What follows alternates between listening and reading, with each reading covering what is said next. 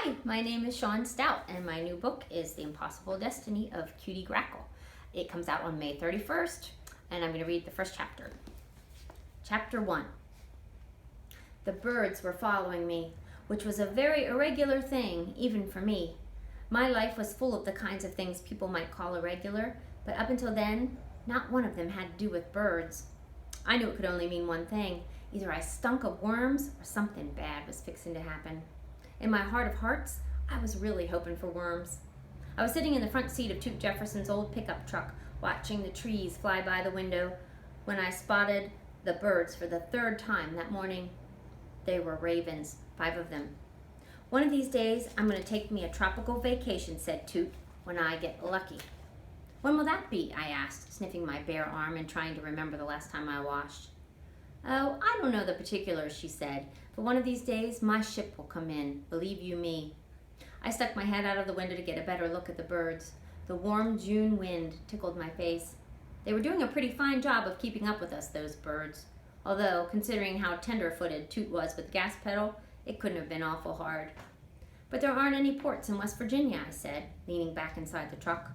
That was the problem with living in a landlocked state. There was no easy way out. A minor technicality.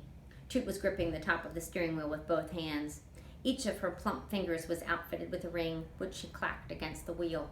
Clack, clack.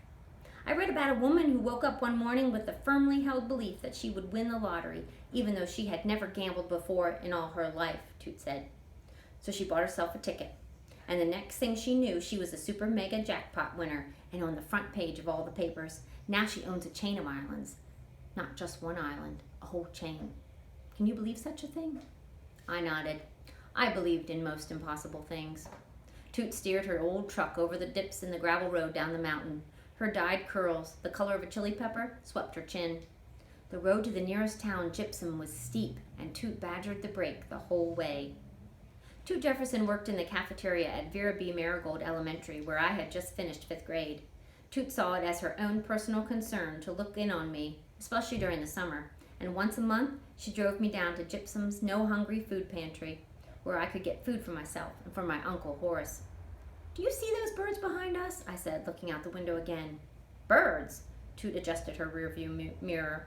I think they're following me, I said. I saw them back at Horace's place, and now here they are again. Following you, said Toot. She clobbered the brakes, sending me into the dashboard. Murderation, I said, shifting back into my seat and holding onto the door handle. Then Toot gave me a worried look. Honey, birds don't follow. They look for food. They build nests. They lay eggs. Such is the uncomplicated life of a bird. We should all be so lucky. She frowned and kept her eyes on me until I looked away. Maybe I'm getting like Horace, I thought, as I watched the trees out my window. Strange or sick. Now then, Toot said, easing off the brake for a bit and then smashing it again. How's it been? I tugged at the loose thread on the cuff of my jeans. There's something wrong with Horace. Toot raised her eyebrows at me, and I said, I mean more wrong than usual. Lately, all he does is sleep, unless he's running around with Charlie Mullet. He was gone 3 days, and then came back last night muttering to himself about the curse again. And sometimes he just stares out the window, at nothing. Like he's here, but he's not really here. Like his mind is caught someplace else. Clack, clack. Uncle Horace had always been strange, since as far back as I could remember. Strange because he kept himself away from most people, and he never was much for talking. When he did have something to say, he didn't make a whole lot of sense. He talked in circles, and even triangles and rectangles, but never in straight lines. He believed that a curse was set on him and our family, and that's the reason we lived the way we did, him and me. The reason my parents went away. He wouldn't say anything more about the curse than that. Not that I believed him much anyhow. Over the years, I'd gotten used to Horace and his strange ways, but the last couple of weeks, ever since Charlie Mullet came back around, something was different. It was like there was a curtain pulled tight around Horace that kept him in a dark place, that kept him from being in the world that everybody else lived in, including mine.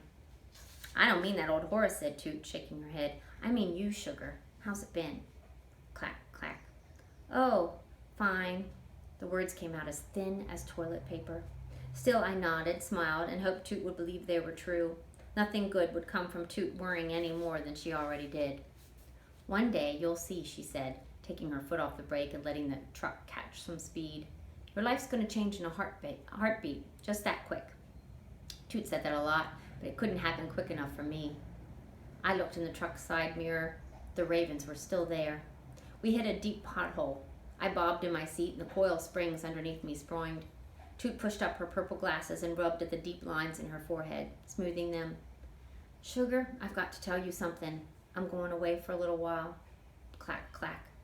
Something heavy pulled at my stomach. Away? I sputtered. Where? For how long? Then Toot explained that her mama had gotten worse, and now she was going to be with her on her last days. Last days, that's what she said. She was going to drive all night, the good Lord willing, all across the great state of West Virginia to Charlestown, where her mother lived. She didn't know how long she would be gone, maybe a few weeks, maybe more. The trees that lined both sides of the road leaned in closer, as if they couldn't believe it either.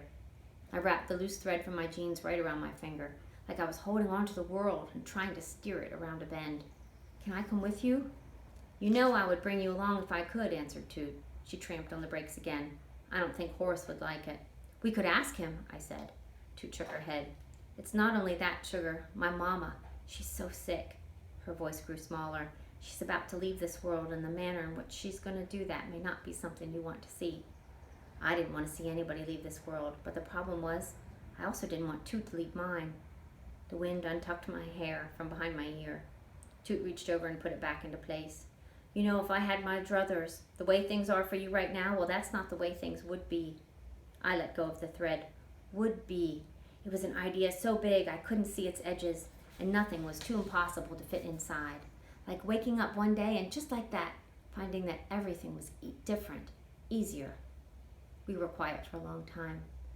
My mama, said Toot after a while, she liked to tell me fairy stories when I was a little girl about your age. Sometimes stories came from a book, but most of the time, I think she just made them up on the spot.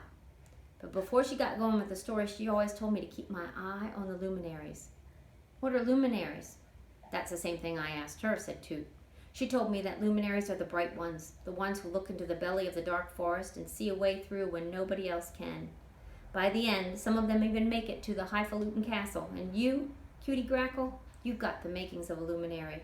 You've just got to do what I'm always telling you. Don't lose heart, I replied. Amen to that.